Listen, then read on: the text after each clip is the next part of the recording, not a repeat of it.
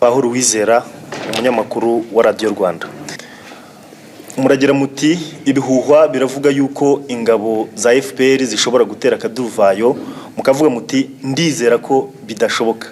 Bakababaza bati ese dukurikije amasezerano ya Arusha, Perezida wa Repubulika aramutse atarahiye, muti ndizera ko bidashoboka.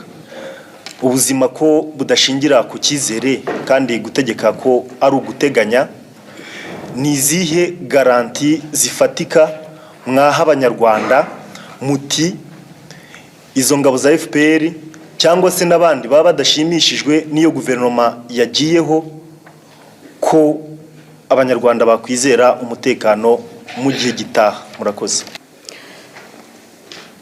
Urabaza uti bihuha ku kaduruvayo ka FPR, barakubwira bati hari ibihuha ku kaduruvayo gashobora gutezwa na FPR, barakubwira bati none Perezida wa Repubulika atarahira wowe ukagendera ku cyizere, urumva bizagenda biti?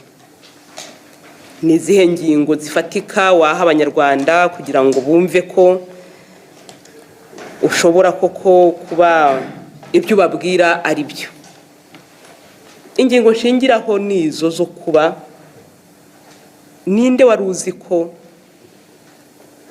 dushobora gushyikirana na FPR kugeza ubwo koko tunemeranwa tuti tugiye no kubana mu nteko ishinga amategeko, tugiye no kubana muri guverinoma, tugiye guturana? Ninde wari ubizi ibyo? Kubyerekeye rero kurahira kwa Perezida wa Repubulika, Perezida wa Repubulika amasezerano y'amahoro niwe wayasinye mu izina ry'abanyarwanda twese ku itariki ya 4 y'ukwezi kwa 8 1993. None sinabuzwa n'iki kumugira icyizere koko kw'ibyo yasinye yiyemeje kubikurikiza?